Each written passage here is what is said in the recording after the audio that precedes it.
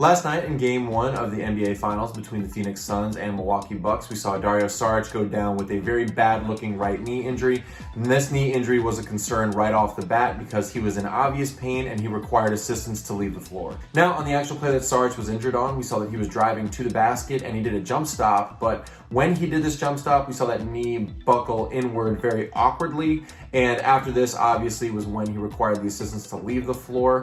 Today, we were awaiting anxiously to find out the exact injury and the severity of it. Unfortunately for Saric, sources currently are reporting that he does have a torn ACL and he's expected to be out indefinitely. Now, that awkward position that we saw Saric's knee go into is something known clinically as a dynamic knee valgus, and that's something I want to focus on with this video. Welcome, basketball fans. For those of you that aren't familiar with me, my name is Nick Gallo and I'm a doctor of physical therapy. And with my channel, I try to take a look at professional sports injuries and essentially break them down and make them easier to understand for everybody. First, I'm going to start this video off by showing the actual play that Saric was injured on so that we get a good visualization for his mechanism of injury. Then I'll go over the anatomy associated with a torn ACL and why that dynamic knee valgus position is so risky for the ACL. And finally, after this, I'll go into what a person should expect in physical therapy moving forward after a torn ACL. If you like this video and you find it informative, please hit that thumbs up and subscribe to the channel because I will be making more videos in the future regarding sports injuries, rehabilitation, and other physical therapy related content.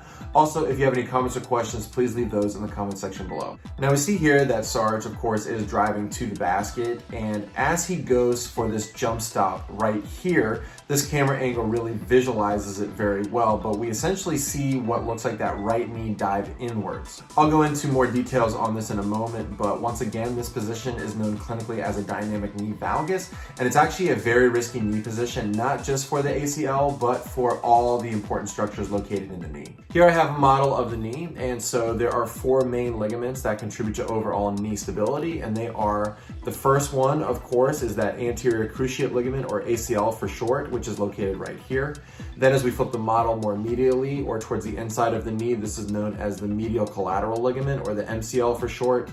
As we go laterally or towards the outside of the knee, this is known as the lateral collateral ligament, or the LCL for short. And finally, as we're on the back here, this is known as the posterior cruciate ligament, or the PCL for short.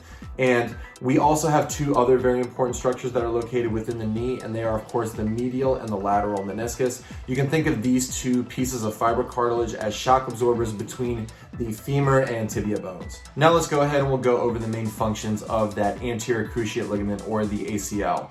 Basically, the ACL is going to function to prevent that anterior or front movement of the tibia bone away from the femur. So essentially, as you can see on this model here, it's going to prevent that frontward movement just like that. Now, there is one other very important function of the ACL, and that's to provide an overall rotational stability at the knee. So you can see that in the actual injury video, as he comes in and that knee dives inward, we see that there is a rotational component at the knee, and unfortunately, when a person goes into too much rotation, or if a person's force is too much in this type of a direction, this can cause the ACL to tear. Now, essentially, when a person goes into this compromising dynamic knee valgus position, many things are happening at once. One of these is that you're going to get some internal rotation at the hip joint or at the femur, and you're actually getting a little bit of what's known as ankle eversion, which is going out the opposite direction, and this is what is going to result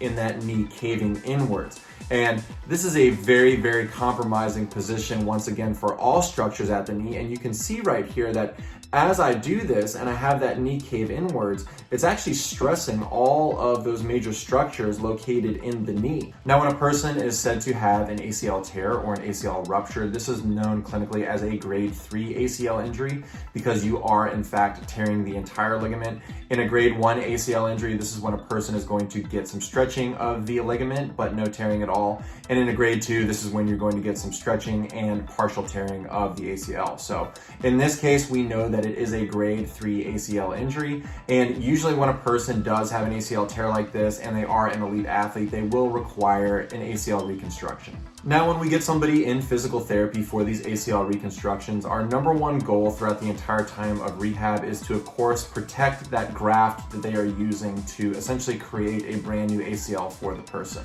Initially, right after surgery, the person is going to be put in a big brace that literally spans from the thigh going down to around the person's ankle. And this is a brace that we commonly refer to as a drop lock brace. This brace is called a drop lock because essentially we have the dials on either side of the knee, and we can vary the amount of bend that a person is able to do when in that brace. So initially, when a person is out of surgery, we're going to lock that brace in full extension, meaning that the person will not be able to bend the knee. As a person comes to physical therapy and we can progress them and get a little more aggressive, essentially what we're going to do is we really want to restore full range of motion of that leg to what it had before surgery. So we're going to work a lot on flexion or bending that knee back, and we're also going to work to really maintain full extension or the ability to straighten the leg. Another thing we are really going to work on when a person is in physical therapy after that ACL reconstruction is we need to work a lot on quadricep strengthening. So that big muscle on the front of the thigh, this is something that really gets deactivated with surgery, and it's something that we really need to train somebody back so they have adequate quad control.